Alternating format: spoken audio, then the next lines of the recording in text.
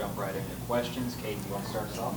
Yeah, Coach, just, after Saturday, you go out and Coach said you got a few good drives that got to the red zone there a few times, but you didn't get the points. Just, what was your outlook on the game on Saturday? Yeah, I think as Coach said earlier, when you play a team and when you go play teams like that, when you get an opportunity in the red area, you have to score, and when you don't,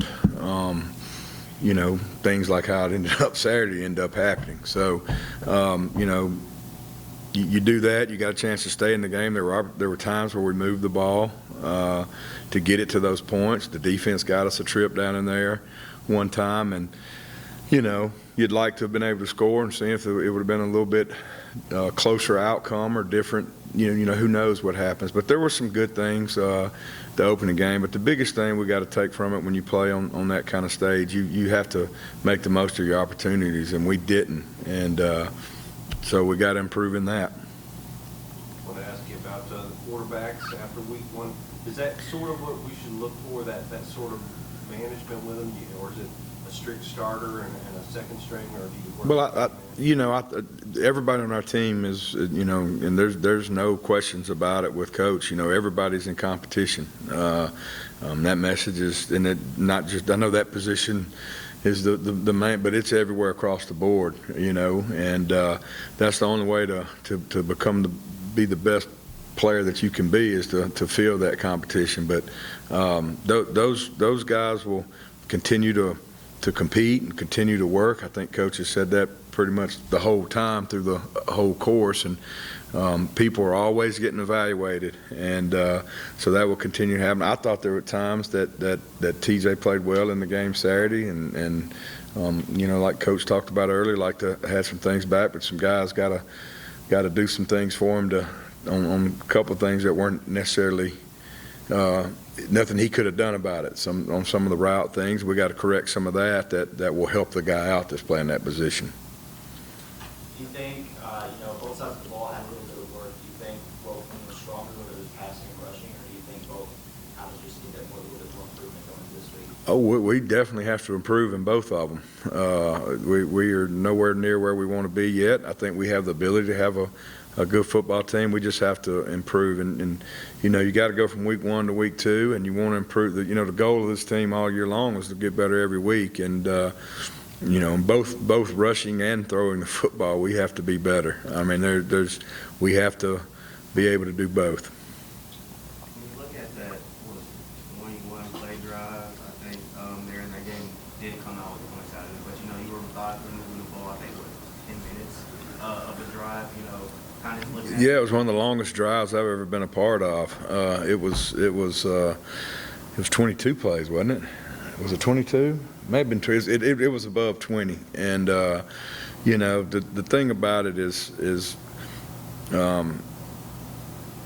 when you look at it's hard to have a 22 play drive and get it in position to, usually before 22 plays run up, somebody screws up really bad, and we were able to kind of take that and execute enough to get it down there. We got to score. And games like really any game, momentum situations are so big, and it can kind of change how people feel and the momentum of your team. And if you're not able to put them in those opportunities, you're hurting yourself. Yeah, one of those big plays came on the second interception. Mm-hmm. You guys are in the red zone. Mm-hmm. Obviously, they return it 60-something yards. Yeah.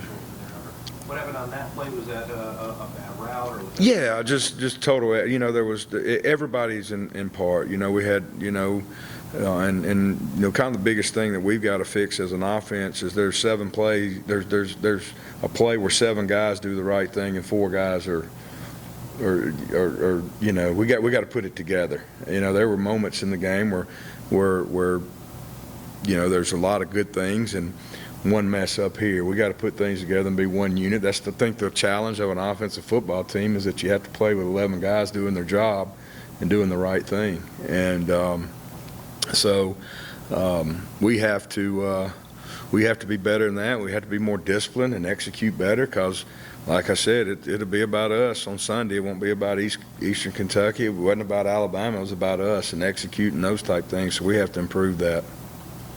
You know, with the receivers, there's a lot of talk about. There's a lot of receivers in that receiver room. Kind of good mix there that got to play in that first game. You know, you kind of figure, are you trying to use these first games to like figure out, you know, who's going to be on the field more and how that, you know, kind of receiver rotation? No, those receivers are we have depth there, and those guys are, you know, when you play in how our offense is, where they run as much as they can, you got to play a lot of those guys. They're going to all play, and they're going to have because they have to run so much. And you know, luckily we have a handful of guys that can play. We'll continue to rotate a lot of those guys, and there's a lot of guys in that room that are going to make a lot of plays for us this year. So I'm excited about getting them. I know they're excited about getting another opportunity to go play again against a really good football team that plays extremely hard, very well coached. So they're going to have to get ready and accept the challenge this week. How do you feel like the offensive line played? Afterwards, Coach said that you only gave up 1 sack for one thing. The coach said obviously TJ was under some duress. Yeah, you know, it kind of goes back to you know sometimes stats can be misleading. You know, you give up 1 sack, that's good, but there was some times where you know, if things aren't in his face a little bit, there's a chance for some big plays. There's 2 or 3 plays that come to mind there, and he can't follow through on throws and those type things. And so you know, I thought we did some good things in the interior part of the line of scrimmage and protection, and at times I thought that both tackles did some things. We got to be more consistent at the tackle position, and we got to continue to improve interior. You kind of mentioned it earlier. You know, what do you know about WKU and their defense, and you know, how do you? Been extremely impressed. You know, I know Coach Wells and how good of a you know, he's a tough guy. All right, he's a former offensive line coach, so usually offensive line coaches that are head coaches, their teams are going to be tough, and that jumps out right away. You know, they do a really good job. They run, they hit, they're physical. I've been impressed with them on tape. And you know, when you go watch them throughout the course of the year, last year, they don't shy away from being physical on anybody. And so we better be ready for a dogfight come Saturday. You know, TJ, Go ahead. Coming into the year, he didn't necessarily have the brightest scrambling resume, but on Saturday it did seem like he used his legs pretty well. Is that aspect of his game going to try to get built over the course of this Yeah, TJ is a good runner. I mean, you know, number one, TJ is a man of that size. He's I think you saw that in the game Saturday. He's a physical runner. You know, I wouldn't shy away one bit of TJ being a runner or having the ability to. He can do that when needed. Thank you, Coach. Mm-hmm.